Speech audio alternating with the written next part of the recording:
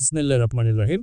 সুপ্রিয় শিক্ষার্থীবৃন্দ, তোমরা যারা এইচএসসি পরীক্ষার্থী আছো, তোমাদের উদ্দেশ্যে আজকে আমি একটি ম্যারাথন ক্লাসের আয়োজন করেছি, যেখানে তোমাদের 1 থেকে 5 অধ্যায়ে সব বিষয় নিয়ে খুঁটিনাটি আলোচনা করা হবে। আশা করি মনোযোগ সহকারে তোমরা এই ভিডিওটি দেখলে তোমরা পরীক্ষায় 80 থেকে 100% কমন পাবা। তো আর কথা না বাড়িয়ে চলে যাই আমরা আজকের ক্লাসে। প্রথমে আমরা ক্লাসের শুরুতেই প্রথম অধ্যায় নিয়ে আলোচনা করব। প্রথম অধ্যায়ে তোমাদের যে মেইন টপিকসগুলো আছে, এখান থেকে আমরা বাছাইকৃতভাবে আমরা পরীক্ষার জন্য যে টপিকস নিয়ে আলোচনা করব, সর্বপ্রথম আমরা আলোচনা করব হচ্ছে বায়োমেট্রিক্স নিয়ে। এই বায়োমেট্রিক্স থেকে তোমাদের একাধিক এমসিকিউ এবং সৃজনশীল আসার সম্ভাবনা বেশি। বায়োমেট্রিক্স হচ্ছে কোনো ব্যক্তিকে অদ্বিতীয়ভাবে শনাক্তকরণ প্রযুক্তিকেই বায়োমেট্রিক্স প্রযুক্তি বলে। বায়োলজিক্যাল ডাটাগুলো ব্যবহার করা হয় দুইভাবে, একটি হচ্ছে শারীরবৃত্ত আর এটা হচ্ছে আচরণগত। এই শারীরবৃত্ত হচ্ছে মানুষের হাতের আঙ্গুল, হাতের রেখা, রেটিনা, আইরিস, শিরা আর হচ্ছে মানুষের মুখমণ্ডল এবং ডিএনএ। এবং আচরণগত বৈশিষ্ট্যগুলো হচ্ছে কণ্ঠস্বর, ব্যক্তির আচরণ, হাতের লেখা, কথা বলা ও চলাফেরার স্টাইল। এইগুলোর মাধ্যমে মানুষকে অদ্বিতীয়ভাবে শনাক্তকরণ করা হয়। এখন তোমার এইখান থেকে যে উদ্দীপকগুলো থাকবে, তোমরা যেভাবে বুঝবা যে এখানে বায়োমেট্রিক্স প্রযুক্তি ব্যবহৃত আছে, সেই উদ্দীপকটা এরকম হতে পারে যে মিস্টার এক্স তার অফিসে প্রবেশ করার জন্য তার দরজার সামনে রাখা একটি মেশিনে আঙ্গুলের ছাপ ব্যবহার করলে দরজা খুলে যায়, এবং তার কক্ষে প্রবেশ করার জন্য তার কক্ষে দরজার সামনে রাখা মেশিনের দিকে তাকালে তার কক্ষের দরজা খুলে যায়। তাহলে এইখানে আমাদের দুই ধরনের কথা বলা আছে। এক প্রথমে সে কি করলো, তার হাতের আঙ্গুলের ছাপ ব্যবহার করলো, আর দ্বিতীয়বার তার কক্ষে প্রবেশের জন্য সে একটা মেশিনের দিকে তাকালো। তাহলে আমাদের এখন যে প্রশ্নটা থাকবে যে উদ্দীপকে মিস্টার এক্স এর ব্যবহৃত প্রযুক্তি দুইটির মধ্যে তুমি কোনটি বেশি সুবিধাজনক বলে মনে করো, ব্যাখ্যা করো। জেনেটিক ইঞ্জিনিয়ারিং সম্পর্কে মোটামুটি তোমাদের সকলেরই ধারণা আছে। শুধু আমি কিভাবে উদ্দীপক আসবে এবং এমসিকিউ আসতে পারে সেই বিষয়টা নিয়ে তোমাদের সঙ্গে একটু বলি। জেনেটিক ইঞ্জিনিয়ারিং এর ক্ষেত্রে মনে রাখবা, যে কোনো উৎপাদনকারী ফসল আগের তুলনায় যদি বৃদ্ধি পায়, তাহলে বুঝবা এখানে জেনেটিক ইঞ্জিনিয়ারিং এর ব্যবহার আছে। যেমন আমরা উদাহরণস্বরূপ যদি বলি, মিস্টার এক্স 1 বিঘা জমিতে সে আলু উৎপাদন করে 10 মণ। একই জমিতে পরবর্তী বছরে সে আলু উৎপাদন করলো 20 মণ। তাহলে মিস্টার এক্স এর এইখানে এক বিশেষ প্রযুক্তি ব্যবহার করা হয়েছে। এখন প্রশ্ন আসলো যে উদ্দীপকে মিস্টার এক্স এর ব্যবহৃত প্রযুক্তিটি ব্যাখ্যা করো। তাহলে আমরা কি বলছি এর আগে, যে কোনো উৎপাদনকারী ফসল আগের তুলনায় বৃদ্ধি পেলে এখানে আমরা বুঝবো জেনেটিক ইঞ্জিনিয়ারিং এর ব্যবহার হচ্ছে। পাশাপাশি তোমাদের এরকম এমসিকিউ আসতে পারে যে ডায়াবেটিক্স রোগীদের ইনসুলিন তৈরিতে ব্যবহৃত প্রযুক্তি কোনটি। তখনও তোমাদের বুঝতে হবে এখানে জেনেটিক ইঞ্জিনিয়ারিং এর কথা বলা হয়েছে, এবং এই জেনেটিক ইঞ্জিনিয়ারিং এর ফলে আমাদের যেরকম সমস্যার সম্মুখীন হতে পারি বা যেরকম আমাদের সমস্যাগুলো দেখা দেয়, যেমন তোমাদের প্রশ্ন আসতে পারে যে জেনেটিক ইঞ্জিনিয়ারিং এর প্রভাব রয়েছে, যা আমরা অপশন দিলাম দেশি প্রজাতির বিলুপ্তি, এরপরে আমরা দিতে পারি নতুন রোগের সৃষ্টি, এরপরে আমরা দিতে পারি ফলন কমে যাওয়া। এই তিনটার মধ্যে থেকে তোমাদের অ্যান্সার কি হবে, আশা করি তোমরা সকলেই কমেন্টসের মাধ্যমে এই অ্যান্সারটা আমাকে জানাই দিবা। তাহলে প্রশ্নটা হচ্ছে জেনেটিক ইঞ্জিনিয়ারিং প্রযুক্তি ব্যবহারের ফলে মানে তার প্রভাবটা পড়তেছে, আমরা যে অপশনগুলো দিয়েছিলাম তার মধ্যে ছিল দেশি প্রজাতির বিলুপ্তি, এরপরে নতুন রোগের সৃষ্টি, এরপরে হচ্ছে ফলন কমে যাওয়া। তো আশা করি তোমরা এই তিনটির মধ্যে অ্যান্সার আমাদের কোনটা হতে পারে অবশ্যই তোমরা এটা কমেন্টসে জানাই দাও। তো এই ছিল আমাদের হচ্ছে প্রথম অধ্যায়ের আলোচনা। আমাদের এই প্রথম অধ্যায়ের যে 4টা প্রযুক্তি নিয়ে আলোচনা করলাম, এই 4টা প্রযুক্তি থেকে আশা করি তোমাদের এমসিকিউ এবং সিকিউ 80 থেকে 100% অবশ্যই কমন আসবেই। তো তোমরা আমার এই ভিডিও দেখে তোমাদের পাঠ্য বইকে তোমরা খুব ভালো করে পড়ে মুখস্থ করে নাও, যেন এখান থেকে কোনোভাবেই তোমাদের একটি প্রশ্ন মিস না হয়। 100% এখান থেকে যেন আমরা 10-এ 10 উঠাইতে পারি। তো সর্বোপরি তোমাদের আরেকটা সাজেস্ট করি, তোমাদের ক খ যেগুলো পড়বা, যেমন ক নম্বরে রোবোটিক্স কি বা রোবোটিক্স কাকে বলে, রোবোটিক্স সম্পর্কে প্রশ্ন আসার সম্ভাবনা সবচাইতে বেশি। এবং খতে তোমাদের প্রশ্ন আসতে পারে আমাদের যে পার্থক্যগুলো আছে, যেমন বিভিন্ন ধরনের দেখা যায় যে বোর্ড কোশ্চেন যেগুলো আছে বিগত সালের, এই বোর্ড কোশ্চেনগুলা ক খ খুব ভালো করে পড়বা, পাশাপাশি ক গুলা মুখস্থ করো। মুখস্থর কোনো বিকল্প নেই। ক নম্বর তুমি তোমার ইচ্ছা মতো লিখলে কখনো টিচার মার্ক দিবে না। তোমাকে মেইন কথা যেটা প্রশ্ন বলছে সেটাই তোমাকে লিখতে হবে, তবেই তুমি এখানে অ্যান্সার অর্থাৎ মার্ক পাবা। ওকে, আমরা এখন আলোচনা করব হচ্ছে দ্বিতীয় অধ্যায় নিয়ে। তো দ্বিতীয় অধ্যায় থেকে আমাদের সবচেয়ে মোস্ট ইম্পর্টেন্ট যে পার্টটা আছে ডেটা ট্রান্সমিশন পার্ট। এই ডেটা ট্রান্সমিশন আমাদের আছে দুই ধরনের, একটা আছে মোড আছে, একটা মেথড আছে। আবার মোডকে ভাগ করা হচ্ছে এবং মেথডকে ভাগ করা আছে। তো সর্বোপরি এখান থেকে আমাদের যে প্রশ্নগুলো আসে সেইগুলো নিয়ে তোমাদের সঙ্গে এখন আমরা আলোচনা করব। তো সর্বপ্রথম আমরা আলোচনা করি ডেটা ট্রান্সমিশন মেথড নিয়ে। তো আমাদের ডেটা ট্রান্সমিশন মেথডকে দুই ভাগে ভাগ করা হয়েছে, একটা হচ্ছে প্যারালাল আর একটা হচ্ছে সিরিয়াল। আমরা জানি সিরিয়াল ট্রান্সমিশন মেথডকে আবার তিন ভাগে ভাগ করা হচ্ছে, এটা হচ্ছে অ্যাসিনক্রোনাস, একটা সিনক্রোনাস আর একটা হচ্ছে আইসোক্রোনাস। তো এখান থেকে আমাদের যেটা প্রশ্ন সবচেয়ে বেশি আসে সেটি হচ্ছে অ্যাসিনক্রোনাস, সিনক্রোনাস ও আইসোক্রোনাস থেকে। আমরা এখন অ্যাসিনক্রোনাস সম্পর্কে জানবো যে অ্যাসিনক্রোনাসে আমাদের কি বিষয়গুলা এখানে আমরা দেখলে বুঝবো যে এখানে অ্যাসিনক্রোনাস ট্রান্সমিশন হবে। অ্যাসিনক্রোনাসে তোমরা সবসময় মনে রাখবা যে এটিতে 8 বিটের ডেটা প্রেরণ করা হয়। কত বিটে? 8 বিটে। তো এইখানে আমাদের যে ডেটাগুলা প্রেরণ করা হয়, এখানে সেন্টার থেকে রিসিভারে যে ডেটাগুলা যাবে আমাদের কত বিট করে যেতে পারবে? 8 বিট। আর এইখানে আমাদের একটা স্টার্ট বিট থাকবে আর একটা বা দুইটা স্টপ বিট থাকবে। মনে করো আমাদের এইখানে 100 জন শিক্ষার্থী আছেন। আমি এই 100 জনকে এখান থেকে যদি আমি 8 জনকে আমার পাশের রুমে পাঠাতে চাই, তাহলে এখানে তোমরা কি করবা? হয় হুল্লোড় করবা। তো এইখানে হয় হুল্লোড় না করে আমি যদি সামনে একজন টিচার দেই, এখান থেকে তোমাদের বাছাই করে যদি আমি 8 জন স্টুডেন্ট দেই এবং পিছনে আরো 2 জন টিচার দেই, তাহলে কি তোমাদের এখানে বিশৃঙ্খলা হওয়ার কোনো সম্ভাবনা আছে? কোনোভাবেই না। তাহলে আমাদের এই অ্যাসিনক্রোনাস ট্রান্সমিশন পদ্ধতিতে মোট বিট সংখ্যা প্রেরণ করা হয় 11টি। আমাদের এইখানে আছে 8টা মূল বিট ডাটা, আর সামনে একটা হচ্ছে স্টার্ট বিট আর পিছনে একটা বা দুইটা স্টপ বিট। তাহলে মোট হবে আমাদের এখানে 11টি বিট, 10 বা 11টি বিট ট্রান্সফার বা রূপান্তরিত হয়। তাহলে আমরা এই অ্যাসিনক্রোনাসে আর কি বিষয়গুলো পাবো? এই অ্যাসিনক্রোনাসে কি ডেটা ট্রান্সমিট হচ্ছে গতি কম থাকে এবং ডেটা ট্রান্সমিট দক্ষতাও কম থাকে, আর এইটার খরচও তুলনামূলকভাবে কম হয়। আর এইখানে আমাদের যে ডেটা বা ডেটার যে পাঠানো অর্থাৎ এক স্থান থেকে অন্য স্থানে স্থানান্তর করার যে একটা সময় যেটা আমাদের লাগে, আবার যে আমরা পরবর্তী যে ডেটা স্থানান্তর করব এই মাঝখানের যে সময় বিরতি সময়টা, এইটা আমাদের অসমান হয়ে থাকে। এইটা একবার দেখা গেল 8 বিট পাঠাইতে আমার 30 সেকেন্ড লাগলো, পরবর্তীতে 8 বিট পাঠাইতে আমার সময়টা বেশিও লাগতে পারে আবার কমও লাগতে পারে। এটি ছিল আমাদের মূলত অ্যাসিনক্রোনাস। এবার আমরা আলোচনা করব হচ্ছে সিনক্রোনাস ট্রান্সমিশন পদ্ধতি নিয়ে। সিনক্রোনাস ট্রান্সমিশন পদ্ধতিতে আমাদের যে বিষয়টা থাকবে সেটি হচ্ছে এইখানে আমার এই ডেটাগুলা ডেটাগুলো এইভাবে স্থানান্তর হবে। ডেটা ট্রান্সমিশন ব্যবস্থায় প্রেরক স্টেশনের প্রথমে ডেটাকে কোনো প্রাথমিক স্টোরেজ ডিভাইস বা মেমোরিতে সংরক্ষণ করা হয়। এরপরে ডেটা ক্যারেক্টার সমূহকে ব্লক বা প্যাকেট আকারে ভাগ করে প্রতিবারে একটি করে ব্লক বা ট্রান্সমিট করা হয়। এটি হচ্ছে আমাদের সিনক্রোনাস ট্রান্সমিশন পদ্ধতি। এইখানে বোঝানো হচ্ছে এই ট্রান্সমিশন প্রতিটি ডেটা ব্লক 80 থেকে 132 ক্যারেক্টার হয়ে থাকে, অর্থাৎ আমরা একসঙ্গে 80 ক্যারেক্টার থেকে 132 ক্যারেক্টার পর্যন্ত ডেটা প্রেরণ করতে পারবো। তাহলে আমরা জানি 1 ক্যারেক্টার সমান 8 বিট, তাহলে 80 ক্যারেক্টার মনে করো এখন আমাদের এই রুমে আছে 5000 স্টুডেন্ট। এই 5000 স্টুডেন্ট থেকে আমরা যদি সিনক্রোনাস ট্রান্সমিশন পদ্ধতি ব্যবহার করে এইখান থেকে তোমাদেরকে আমরা আলাদা করতে চাই, তাহলে আমরা এটা কি করব? আমরা ব্লক বা প্যাকেট অর্থাৎ আমরা এখানে আলাদা আলাদা করে তোমাদেরকে আগে ভাগ করতে হবে। কিভাবে? আমাদের 80 ক্যারেক্টার মানে হচ্ছে 640 জন স্টুডেন্টকে আমি একসঙ্গে এক স্থান থেকে অন্য স্থানতে স্থানান্তর করতে পারবো। তাহলে আমাদের এই সিনক্রোনাস ট্রান্সমিশনে আমরা জানলাম কি কি আমরা থাকবে আমাদের প্রশ্নে। আমরা বুঝি যে সিনক্রোনাসে তোমরা মনে রাখবা যদি কখনো দেখো যে ব্লক বা প্যাকেট আকারে ডেটা পাঠানো হয় বা 80 থেকে 132 ক্যারেক্টার ডেটা পাঠানো হয়, বা যেখানে প্রাইমারি স্টোরেজের প্রয়োজন আছে। পাশাপাশি আমাদের এইখানে একটি হচ্ছে আমাদের কি হেডার থাকবে, আর একটা হচ্ছে টেইলার থাকবে।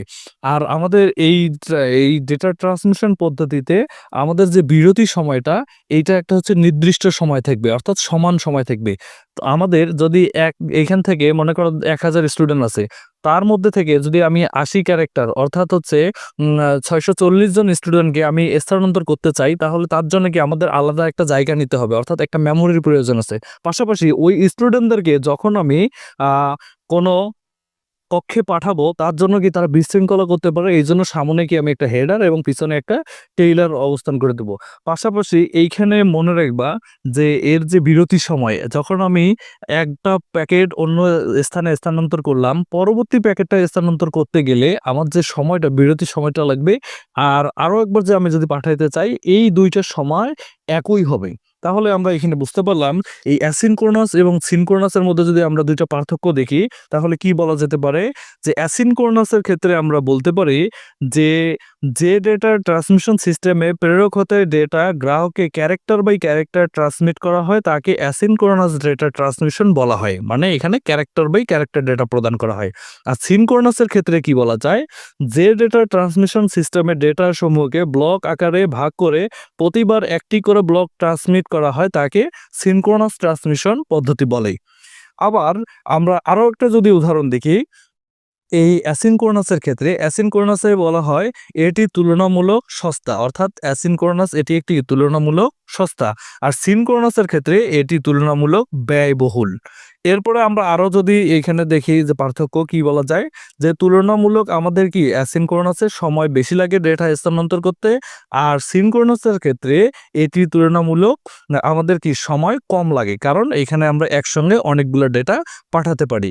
তো আমাদের আরেকটা আছে, সেটি হচ্ছে কি আইসোক্রোনাস। এই আইসোক্রোনাস সম্পর্কে শুধু একটাই কথা বলি, যদি কোথাও দেখো যে রিয়েল টাইম অ্যাপ্লিকেশন বা ডেটা ট্রান্সমিশন পদ্ধতি, অর্থাৎ যেমন লাইভ স্ট্রিমিং সম্প্রচার বা স্ট্রিমিং ভিডিও ইত্যাদি, এ ধরনের ট্রান্সমিশনের যে কোনো ডেটা পাঠানোর শুরু করার পূর্বে একটি স্টার্ট সিগন্যাল পাঠানো হয়, ডেটা পাঠানো শেষ হলে স্টপ সিগন্যাল পাঠানো হয়, আর এই স্টার্ট ও স্টপ সিগন্যাল দিয়ে ডেটা সমন্বয় সাধন করা হয়। এটি হচ্ছে আমাদের আইসোক্রোনাস ট্রান্সমিশন পদ্ধতি, অর্থাৎ এইখানে কোনো রকম কোনো ব্রেক বা বিরতির সময় থাকবে না, এটা একদম সরাসরি চলমান, এটাকে বলা হয় আইসোক্রোনাস। তো আশা করি তো আপনাদের সকলেরই এই ডেটা ট্রান্সমিশন আমাদের যে মেথডটি ছিল, এটি আশা করি তোমরা সকলেই বুঝতে পারছো। এখন আমরা আলোচনা করব ডেটা ট্রান্সমিশন মোড নিয়ে। এই ডেটা ট্রান্সমিশন মোডটা কি? ডেটা ট্রান্সমিশনের সময় ডেটা ট্রান্সফারের ক্ষেত্রে ডেটা প্রবাহের দিককে ডেটা ট্রান্সমিশন মোড বলে। আমরা 3টি মোড নিয়ে আলোচনা করব, সেটি হচ্ছে simplex, half duplex, full duplex. Simplex কি? সিমপ্লেক্স হচ্ছে একমুখী ডেটা প্রবাহ, বলা হয় সিমপ্লেক্স মোড। এটি যেমন আমরা উদাহরণস্বরূপ যদি বলি, যেমন টিভি, রেডিও, কিবোর্ড, মাউস, এগুলো হচ্ছে আমাদের কি একমুখী মাধ্যম, যার সাহায্যে আমরা শুধুমাত্র ডেটা পাঠাতে পারি, ডেটা গ্রহণ করতে পারি না। এগুলোকে বলা হয় সিমপ্লেক্স পদ্ধতি বা সিমপ্লেক্স মোড। এরপরে আমাদের আছে হচ্ছে হাফ ডুপ্লেক্স। হাফ ডুপ্লেক্স কি? এই পদ্ধতিতে প্রেরক ও প্রাপক উভয় ডেটা স্থানান্তর করতে পারে, তবে একই সময়ে সম্ভব নয়। যেমন আমরা উদাহরণ দেখি, যেমন আমরা এসএমএস করি, এসএমএস এ কি করি, আমরা একজনকে তথ্য পাঠাই, সে আমার তথ্যটা দেখে তারপরে সে রিপ্লে করে। তার মানে সে উভয় দিকে তথ্য আদান প্রদান করতে পারবে, কিন্তু একই সময় নয়। এরপরে যদি আমরা দেখি ফুল ডুপ্লেক্স, ফুল ডুপ্লেক্সটা কি?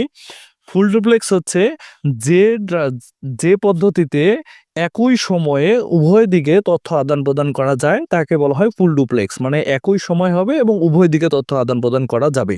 যেমন উদাহরণস্বরূপ আমরা দেখি মোবাইল ফোন, টেলিফোন, এইগুলোর মাধ্যমে কি করা যায়, আমরা একসাথে উভয় দিকে তথ্য আদান প্রদান করতে পারি। তোমাদের এখান থেকে মোস্ট ইম্পর্টেন্ট যেটাই, সেটি হচ্ছে এই ফুল ডুপ্লেক্স সম্পর্কে তোমাদের খ নম্বরে প্রশ্ন আসে যে ফুল ডুপ্লেক্স মোড ব্যাখ্যা করো বা উভয় দিকে তথ্য আদান প্রদানের মোড ব্যাখ্যা করো। এইরকম প্রশ্নটা ভেরি ভেরি ইম্পর্টেন্ট, এটা খুব ভালো করে বই থেকে পড়ে নিবা এবং মুখস্থ করে যাওয়া। তো আমরা এই যে বিষয়গুলো নিয়ে আলোচনা করলাম, এখান থেকে তোমাদের আরো এমসিকিউ বিষয়ে একটু আলোচনা করি। সেটি হচ্ছে আমাদের ইউনিকাস্ট, ব্রডকাস্ট আর হচ্ছে মাল্টিকাস্ট, এই তিনটা থেকে তোমাদের এমসিকিউ আসে। মনে রাখবা, ইউনিকাস্ট বিষয়টা হচ্ছে 1 to 1, অর্থাৎ একজন সেন্ডার আর অনেকগুলো রিসিভার থাকতে পারে। শুধুমাত্র ইউনিকাস্টের মাধ্যমে একজন সেন্ডার একজন রিসিভারকে তথ্য পাঠাতে পারবে, এই জন্য এটাকে বলা হয় 1 to 1। এইটা আমাদের বলা হয়, যেমন আমরা কি এস এম এস আমাদের সিঙ্গেল এস যেগুলো আছে, যেমন মোবাইল ফোন আমরা সিঙ্গেল যেগুলো কথা বলি, এগুলোকে বলা হয় হচ্ছে ইউনিকাস্ট। এরপরে যদি আমরা দেখি ব্রডকাস্ট জিনিসটা কি? ব্রডকাস্ট হচ্ছে যে নেটওয়ার্কে কোনো একটি নোড থেকে ডেটা প্রেরণ করলে তার নেটওয়ার্কে অধীনস্থ সকল নোড গ্রহণ করে। অর্থাৎ ব্রডকাস্টের কাজ হচ্ছে একজন সেন্ডার থেকে একাধিক রিসিভারকে একসঙ্গে তথ্য পাঠানো যায়।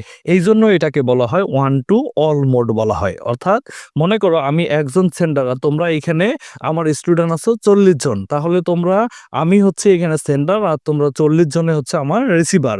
এটাকে আমাদের যদি এই ডেটার আমরা যদি এখানে যদি মোডের মধ্যে যদি দেখি যে ডেটা ট্রান্সমিশন মোডে, তাহলে আমরা এটা বলতে পারি হচ্ছে এটি একটি ব্রডকাস্ট পদ্ধতি। তাহলে আমরা এটাকে বলতে পারি 1 to all। এরপরে আমাদের আরেকটি কি আছে, মাল্টিকাস্টে কি হবে, যে নেটওয়ার্কের মাধ্যমে বা আমরা কি করি, যে নোডগুলোকে আমরা কি করতে পারি, আমাদের ইচ্ছা মতো গ্রুপ আকারে, অর্থাৎ আমরা চিহ্নিত করে আমরা এখান থেকে তোমাদের 40 জনের মধ্যে আমি একটা মেসেজ 10 জনকে পাঠাবো, অর্থাৎ গ্রুপ করে পাঠাবো। এই গ্রুপ পদ্ধতিটাই হচ্ছে মাল্টিকাস্ট। খুব সহজেই এটা মনে রাখবা, 1 to many। তাহলে মোটামুটি আমাদের যে ডেটা ট্রান্সফার মোড এবং মেথড এটা নিয়ে আলোচনা শেষ। এখন আমরা আলোচনা করব হচ্ছে ক্যাবলস নিয়ে। আমাদের ক্যাবলস আছে হচ্ছে 4 ধরনের। এখান থেকে আমাদের মোস্ট ইম্পর্টেন্ট যেটি আছে, আচ্ছা আমি 4 ধরনের ক্যাবলসই তোমাদের বলি। 4টা যে ক্যাবলস আছে সেটি হচ্ছে টেলিফোন কেবল, একটা হচ্ছে টুইস্টেড পেয়ার কেবল, আর একটা হচ্ছে কোএক্সিয়াল কেবল, আর একটা হচ্ছে ফাইবার অপটিক্যাল কেবল। এখান থেকে আমরা যদি মোস্ট ইম্পর্টেন্ট যেটা দেখি, আমাদের এমসিকিউ আসে, সেটি হচ্ছে টুইস্টেড পেয়ার কেবল থেকে প্রশ্ন আসে যে টুইস্টেড পেয়ার কেবলে মোট কত জোড়া তার থাকে? অ্যান্সার হবে 4 জোড়া তার থাকে। এই 4 জোড়া তারের মধ্যে আমাদের একটা কমন কালার থাকে, কমন কালারটা হচ্ছে সাদা কালার। খুব ভালো করে মনোযোগ দিয়ে তোমরা শুনে রাখো, অবশ্যই তোমাদের এটি কাজে লাগবে। আর এই টুইস্টেড পেয়ার কেবলটি ব্যবহৃত হয় স্বল্প দূরত্বের তথ্য আদান প্রদানের জন্য, টুইস্টেড পেয়ার কেবল ব্যবহৃত হয়। এরপরে আমাদের যে কেবলটি আছে সেটি নিয়ে আলোচনা করি, সেটি হচ্ছে কোএক্সিয়াল কেবল। কোএক্সিয়াল কেবলটা কি? কমার্শিয়াল ভিডিও কম্পোজিট ডিশ বা কেবল টিভি নেটওয়ার্কে কানেকশন দেওয়ার জন্য যে কেবলটি ব্যবহার করা হয় সেটি হচ্ছে কোএক্সিয়াল কেবল। অর্থাৎ আমরা জানলাম যে ডিশ তারে ব্যবহৃত কেবলটি হচ্ছে কোএক্সিয়াল কেবল। এই কোএক্সিয়াল কেবলের মাধ্যমে আমরা যে ডেটা স্থানান্তর করি সেটি আমরা যদি একটু ভালো করে দেখি, যে এইখানে আমাদের দুইটা জিনিস পাওয়া যায়, একটা হচ্ছে থিন নেট আর একটা হচ্ছে থিক নেট। থিন নেট জিনিসটা কি? থিন হচ্ছে কোএক্সিয়াল কেবল ব্যবহার করে যে নেটওয়ার্ক গড়ে ওঠে তাকে বলা হয় থিন নেট। অর্থাৎ কোএক্সিয়াল কেবল ব্যবহার করে যে নেটওয়ার্ক গড়ে ওঠে এটাকে বলে থিন নেট। আর থিক নেট জিনিসটা কি? থিক হচ্ছে কোএক্সিয়াল কেবলের ব্যাস প্রায় 0.5 ইঞ্চি এবং এটিতে কোনো প্রকার রিপিটার ছাড়াই 500 মিটার দৈর্ঘ্যের কেবল ব্যবহার করা যায়। এ ধরনের নেটওয়ার্ককে 10^5 নেটওয়ার্কও বলা হয়ে থাকে। কেবলের সাথে ডিভাইসের সংযোগের জন্য থিকনেট ক্ষেত্রে জাম্পার বা ট্যাব ও ড্রপ কেবল ব্যবহার করা হয়। এইখানে তোমরা মনে রাখবা যে আমাদের এই কোএক্সিয়াল কেবলটা থেকে তোমাদের যে সৃজনশীলটা এরকম আসতে পারে, যে আমরা একটা উদ্দীপক এরকম দেখি যে মিস্টার এক্স ও ওয়াই একটি নির্দিষ্ট স্থান থেকে আহ, আহ, তথ্য গ্রহণ করে, অর্থাৎ তারা হচ্ছে টিভি চ্যানেলে সংযোগ গ্রহণ করে। এই টিভি চ্যানেলের মধ্যে মিস্টার এক্স এবং মিস্টার এক্স তার টিভিতে নাটক দেখে এবং মিস্টার ওয়াই তার টিভিতে খেলাধুলা দেখে। এবার প্রশ্ন আসলো, মিস্টার এক্স ও ওয়াই এর ব্যবহৃত কেবলটি ব্যাখ্যা করো। তাহলে আমরা জানি যে যখনই আমরা বিনোদনমূলক অর্থাৎ টিভি চ্যানেলের মধ্যে ব্যবহৃত যেটি আমরা ব্যবহার করি সেটি হচ্ছে কি ডিশ তার, অর্থাৎ ডিশ লাইন। এই ডিশ লাইনে ব্যবহৃত কেবলটি হচ্ছে কোএক্সিয়াল কেবল। আশা করি তোমরা সকলেই বুঝতে পারছো। আর তোমরা হচ্ছে কোএক্সিয়াল কেবল সম্পর্কে বই আরো ভালো করে বিস্তারিত আলোচনা নিবা। কোএক্সিয়াল কেবলের যে আমাদের 5টা স্তর আছে এইগুলো সম্পর্কেও তোমরা ভালো করে বিস্তারিত পড়ে নিবা। তো এখন আমরা আলোচনা করব হচ্ছে ফাইবার অপটিক্যাল কেবল নিয়ে। ফাইবার অপটিক্যাল কেবলের মধ্যে থেকে তোমাদের যেগুলো বিষয় জানতে হবে সেটি হচ্ছে ফাইবার অপটিক্যাল কেবলের বৈশিষ্ট্য হচ্ছে এটি ইনফ্রারেড আলোর একটি রেঞ্জের ভেতরে 1300 থেকে 1500 ন্যানোমিটার অবিশ্বাস্য অবিশ্বাস্য রকম স্বচ্ছ। এই শোচনের কারণে বিশেষ কোনো লস ছাড়াই এর ভেতর দিয়ে সিগন্যাল দীর্ঘ দ্রুতে নেওয়া যায়। অর্থাৎ এখানে বোঝানো হচ্ছে যে আমরা যে কোনো তথ্য যদি পাঠাই এক স্থান থেকে অন্য স্থানে, তাহলে এই আমাদের অপটিক্যাল ফাইবার কেবলের মাধ্যমে আলোর গতিতে সে তথ্য প্রদান করে থাকে, অর্থাৎ স্থানান্তর করে থাকে। তাহলে এখান থেকে তোমাদের উদ্দীপকের যে বিষয়গুলো যেভাবে আসতে পারে আমি একটু বলি। যদি দেখো যে সমুদ্রের তলদেশ দিয়ে সংযোগ ব্যবস্থার কথা বলা উল্লেখ থাকে, তাহলে বুঝবা এখানে ফাইবার অপটিক্যাল কেবলের কথা বলা হচ্ছে। বা দীর্ঘ অর্থাৎ হচ্ছে আমাদের দূরত্বটা যদি বেশি থাকে এক স্থান থেকে অন্য স্থান, এই দূরত্বটা যদি অনেক বেশি থাকে, তাহলে এখানে ব্যবহৃত কেবলটি হচ্ছে ফাইবার অপটিক্যাল কেবল। তাহলে তোমরা এই ফাইবার অপটিক্যাল কেবল সম্পর্কে খুব ভালো করে পড়ে নিবা। তো এরপরে আমরা আলোচনা করব হচ্ছে আহ তোমাদের মোস্ট ইম্পর্টেন্ট, যেখান থেকে তোমাদের সৃজনশীল আসেই প্রতি বছরেই, এবারেও আসতে পারে, সেটি হচ্ছে নেটওয়ার্ক টপোলজি। এই নেটওয়ার্ক টপোলজির মধ্যে যেটা আমরা যে 6টা নেটওয়ার্ক টপোলজি আছে তার মধ্যে থেকে যেটা বারবার পরীক্ষায় আসতেছে সেটি হচ্ছে রিং টপোলজি এবং মেশ টপোলজি। এই দুইটার মধ্যে পার্থক্যটা সবচেয়ে বেশি আসে। তোমাদের প্রশ্ন দেয়া থাকে এইরকম একটা রিং টপোলজির চিত্র, এখান থেকে তোমাদের প্রশ্ন বলা হয় যে উদ্দীপকের চিত্র ক বা চিত্র খ, মানে যেটাতে দেয়া থাকবে উদ্দীপকের চিত্র ক এর প্রত্যেকটি কম্পিউটারের সাথে প্রত্যেকটি কম্পিউটারের সংযোগ করলে যে টপোলজি পাওয়া যায় ব্যাখ্যা করো। তার মানে রিং টপোলজির মধ্যে প্রত্যেকটি কম্পিউটারের সাথে প্রত্যেকটি যুক্ত করলে যে টপোলজি পাওয়া যায় সেটি কি? Mesh topology. আশা করি তোমরা সকলেই এই বিষয়ে জানো। আর এইখান থেকে বারবার এই প্রশ্নটা যেহেতু আসতেছে, তোমাদেরও আসতে পারে। তো আশা করি তোমরা ভালো করে রিং এবং মেশ টপোলজিটা পড়ে নিবে। এই আমাদের এই দুইটার মধ্যে যদি সুবিধা বলা হয়, অবশ্যই আমাদের মেশ টপোলজিতে বেশি সুবিধা।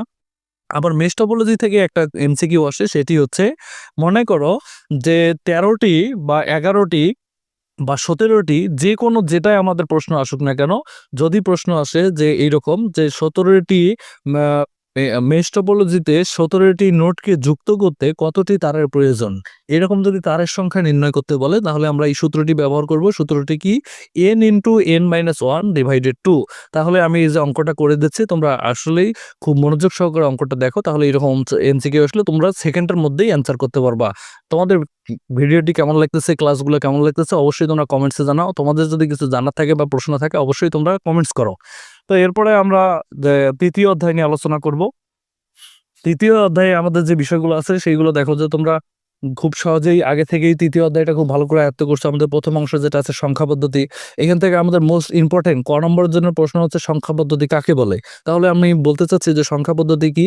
কোনো সংখ্যাকে লেখা বা প্রকাশ করার পদ্ধতিকে সংখ্যা পদ্ধতি বলে। এটা একদম একটা বেসিক কথা, আর আমাদের এই প্রশ্নটা আসার সম্ভাবনা সব থেকে বেশি। তোমরা এটা নোট করে নাও এবং মুখস্থ করে ফেলো। কোনো সংখ্যাকে লেখা বা প্রকাশ করার পদ্ধতিকে সংখ্যা পদ্ধতি বলে। দ্রুত এটা লিখে নাও। এরপরে দেখো আমাদের এই তৃতীয় অধ্যায় থেকে যে এমসিকিউ গুলো আসে, তার মধ্যে থেকে অন্যতম যেগুলো আসে সেগুলো হচ্ছে আমাদের ধারা থেকে প্রশ্ন আসে, বা পূর্বের সংখ্যা পরের সংখ্যা এইগুলো থেকে এমসিকিউ গুলো আসে, বা আমাদের হচ্ছে কনভার্ট থেকে এমসিকিউ গুলো আসে, বাইনারিতে আছে অক্টালে কনভার্ট করতে হবে, এইরকম প্রশ্নগুলো সবচাইতে বেশি আসে। তোমরা এগুলো বেশি বেশি করে প্র্যাকটিস করো। এখান থেকে তোমাদের আর দেখানোর কিছু নাই। তার মধ্যে থেকে আমি তোমাদের একটা বিষয় দেখাই দেই যে আমাদের মোস্ট ইম্পর্টেন্ট, সেটি হচ্ছে 2-এর পরিপূরক। এই 2-এর পরিপূরক আসবেই আমাদের খ নম্বরে। এই তৃতীয় অধ্যায়ের প্রথম অংশ থেকে 2-এর পরিপূরক আসবে। তাহলে 2-এর পরিপূরক কিভাবে নির্ণয় করতে হয় আমি বোর্ডে দেখাই দিচ্ছি। আশা করি তোমরা সকলেই খুব মনোযোগ ও ধৈর্য সহকারে 2-এর পরিপূরক কিভাবে করতে হয় অঙ্কটা তোমরা দেখবা এবং তোমরাও খাতায় তুলে নিবা। এরকম বোর্ডে যতগুলো 2-এর পরিপূরকের অঙ্ক আছে এখনই নিজে নিজেই করে ফেলো। যদি কারো কোনো সমস্যা থাকে তোমরা আমাকে কমেন্টসে জানাই দাও বা ইনবক্স করো, আমি তোমাদেরকে সমাধান করে দিব। আর তোমরা আমার যারা কোমলমতি শিক্ষার্থী আছো, তোমরা যারা আমার কাছে প্রাইভেট পড়েছো, তোমাদের যদি কোনো রকম সমস্যা থাকে তোমরা সরাসরি আমার সেন্টারে বা আমার সঙ্গে ফোনে, মেসেঞ্জারে, হোয়াটসঅ্যাপে যেভাবে হোক যোগাযোগ করতে পারো। তো খুব বেশি করে ভিডিওটা শেয়ার করবা। আশা করি তোমরা যারা দেখতেছো সকলেই ভিডিওটা শেয়ার করে দাও এবং তোমার বন্ধুদেরকে ভিডিওটা দেখার সুযোগ করে দাও, যেন তারাও এই ভিডিওটা দেখে উপকৃত হয় এবং পরীক্ষায় ভালো ফলাফল করতে পারে। তো এ পর্যায়ে আমরা তোমাদের এই তৃতীয় অধ্যায় থেকে আমরা যে বিষয়টা তোমাদের সাথে তুলে ধরবো এটি হচ্ছে যে আমাদের এই লজিক সার্কিটের থেকে আমাদের যে ইলেকট্রিক্যাল বর্তনীগুলো থাকে, এই ইলেকট্রিক্যাল বর্তনীগুলো থেকে একটা এমসিকিউ আসার সম্ভাবনা সবচেয়ে বেশি। তাহলে তোমরা এই চিত্রের মাধ্যমে দেখো যে আমরা বোর্ডে যে আমাদের 7টা ইলেকট্রিক্যাল বর্তনী আছে, 7টা ইলেকট্রিক্যাল বর্তনী তোমাকে আমি অঙ্ক করে দিয়েছি। এটা একদম রিলেট করে পড়বা। দেখো যে উপরে যে মাথায় টান এরকম থাকলে হবে অ্যান্ড, আর ওই টানটা যদি ভিতর থাকে তাহলে হবে ন্যান্ড। উপরে যদি এইরকম আমাদের সুইচগুলো কি থাকে, এইরকম বক্সের মতো থাকে তাহলে হবে অর। এরকম বক্সের মতো সুইচগুলো যদি থাকে ভেতরে তাহলে হবে নর। আর আমরা জানি নট গেটে একটা আমাদের ইনপুট থাকে, এই জন্য দেখবা ভিতরে যদি একটা সুইচ থাকে তাহলে বুঝবা এটা হচ্ছে নট গেট। এবং আমাদের এক্স অর গেটে আমাদের কি থাকে, দুইটা ইনপুট থাকে। এই ইনপুট দুইটা আমরা কোথায় ব্যবহার করছি, একদম নিচে এসে দেখো দুইটা সুইচ আছে, এটা হচ্ছে এক্স অর। আবার মাঝখানে ভিতরে যদি দুইটা সুইচ থাকে তাহলে হবে এক্স নর। আশা করি তোমরা এই 7টা ইলেকট্রিক্যাল বর্তনী চিনে ফেলছো, এবং প্রয়োজনে তোমরা এই ভিডিওটা পজ করে খাতায় তুলে নাও এবং আবার ভালো করে এই ইলেকট্রিক্যাল বর্তনীগুলা মাথায় সেট আপ করে নাও। এখান থেকে একটা এমসিকিউ আসবেই আসবেই 100%। পরে দেখো যে আমরা চিত্রে দেখাই দিচ্ছি, এটা কয়েক ধরনের চিত্র আছে। এখানে এনকোডার আছে, ডিকোডার আছে, হাফ এডার, ফুল এডার আছে। আমরা কিভাবে চিনবো? দেখো এনকোডারে আমরা জানি টু দা পাওয়ার এন থাকে, আর আউটপুটে কি থাকে, শুধুমাত্র এন থাকে। আর ডিকোডারে ইনপুটে এন থাকে, আউটপুটে টু দা পাওয়ার এন থাকে। এগুলো মনে রাখবা। আর পাশাপাশি আমাদের এখান থেকে যে একটা এমসিকিউ আছে সেটি হচ্ছে, যদি ডিকোডারের ইনপুটে যদি 3টা থাকে তাহলে আউটপুট কয়টা হবে? আমরা জানি 8টা হবে। আর যদি এনকোডারের ক্ষেত্রে ইনপুট যদি থাকে আমার 8টা, আউটপুট হবে কয়টা? 3টা। এগুলো আমরা বেসিক গুলা জানি। যদি একটু ব্যতিক্রম করে দেয়া হয় এমসিকিউ এর ক্ষেত্রে, যে এনকোডারে ইনপুট সংখ্যা যদি 11টি হয় তাহলে আউটপুট সংখ্যা কতটি হবে, তখন তোমরা কিভাবে করবা? এইটা করার জন্য দেখো তোমাদের এরকম একটা সূত্র ব্যবহার করতে হবে, সেটা কি লগ। এরপরে দেখো আমাদের কি লগ, উপরে থাকবে হচ্ছে আমাদের ইনপুট সংখ্যা, নিচে থাকবে বেস 2। এটাকে ভাগ করতে হবে কিভাবে? আমরা করব লগ, এরপরে ফার্স্ট ব্র্যাকেট দিয়ে আমরা এখানে আমাদের ইনপুট সংখ্যাটা দিব, এরপরে ভাগ দিব, দিয়ে তারপরে লগ দিয়ে আমরা বেস 2টাকে ভাগ করে দিব। দেওয়ার পরে আমাদের যে মানটা আসবে, একটা পূর্ণ সংখ্যা আর একটা ভগ্নাংশ সংখ্যা থাকবে। আমরা জানি পূর্ণ সংখ্যা যা থাকবে এটাকে ওভারফ্লো, তার মানে উপরের সংখ্যা নিতে হবে। পূর্ণ যদি 3 হয় তাহলে আমাদের এখানে আউটপুট সংখ্যা হবে 4 হবে। আশা করি তোমরা সকলেই বুঝতে পারছো। তো এরকম আরো আমাদের আছে হাফ অ্যাডার আছে, ফুল অ্যাডার আছে। আমরা জানি হাফ অ্যাডারে 2টা ইনপুট 2টা আউটপুট থাকে। ফুল অ্যাডারের যদি একটি ইনপুট হ্রাস পায় তাহলে এটা কি হবে, আমাদের ফুল অ্যাডার থেকে হাফ অ্যাডারে রূপান্তর হবে। হাফ অ্যাডার কি 2 বিট যোগের কাজ করে, ফুল অ্যাডার 3 বিট যোগের কাজ করে, 2টি মূল বিট সহ একটি অতিরিক্ত বিট। এইরকম তোমাদের যতগুলো হাফ অ্যাডার দ্বারা ফুল অ্যাডার বাস্তবায়ন, এগুলো সব তোমরা নিজেরাই করে নিবা। বাইনারি অ্যাডার, রেজিস্টার কাউন্ট, এগুলো তোমরা নিজেরাই করে নিবা। আশা করি তোমাদের সকলেই এগুলো করা আছে। তো এগুলো নিয়ে আমি সময় নষ্ট না করতেছি না। এরপরে আমরা আসবো 4র্থ অধ্যায়, এই ওয়েব ডিজাইন পরিচিতি ও এইচটিএমএল নিয়ে। এখান থেকে আমি বেশি কিছু দেখাবো না, একটি মাত্র তোমাদের টেবিল দেখাবো। এই একটা টেবিলের ভিতরেই তোমাদের সমস্ত কাজ থাকবে। এখানে হাইপারলিংক থাকবে, ইমেজ থাকবে, রো স্প্যান থাকবে, এরপরে হচ্ছে আমাদের লিস্ট থাকবে। মানে সবগুলা মিলে, সব আইটেমগুলো মিলে আমরা একটা টেবিল তৈরি করব। এই একটি টেবিলের অ্যান্সার যদি আমরা সকলে করতে পারি, আশা করব যে তোমাদের আর এইচটিএমএল নিয়ে কোনো সমস্যা হবে না। আর এইখান থেকে যে এমসিকিউ গুলো আসে, এটা খুব মোস্ট ইম্পর্টেন্ট বিষয়।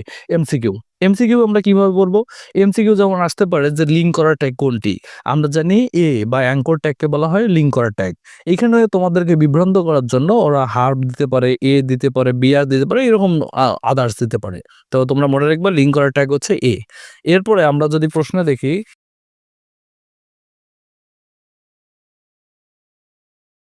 যে এমটি বা ফাঁকা ট্যাগ নিচের কোনটি এমটি ট্যাগ, এরকম তোমাদের হচ্ছে এমসিকিউ গুলো আসে, তখন কি করবা?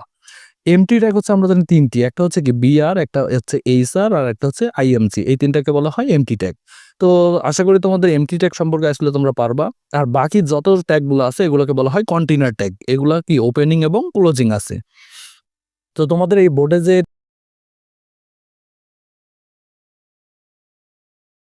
টেবিলটা দেখা হচ্ছে, তোমরা এই টেবিলটা তুলে নিয়ে এর অ্যান্সারটা কিভাবে সমাধান করলাম এইটা তোমরা খুব ভালো করে দেখে নাও।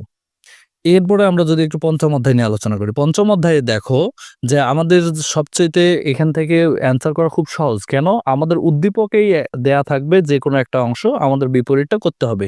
যেমন আমি এখানে তোমাদের দেখাই দিচ্ছি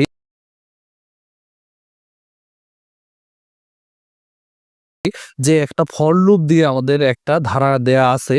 এই ধারাটা থেকে আমাদের কি করতে হবে, হোয়াইল লুপ এবং ডু হোয়াইল লুপ নির্ণয় করতে হবে। বা তোমার উদ্দীপকে হোয়াইল লুপ দেওয়া থাকবে, তোমাকে ফরে রূপান্তর করতে বলতে পারে বা ডু হোয়াইলে করতে বলতে পারে। তখন কিভাবে করব, দেখো আমাদের বোর্ডটা একটু ফলো রাখো, আমরা কিভাবে ফরকে হোয়াইল এবং ডু হোয়াইলে রূপান্তর করলাম।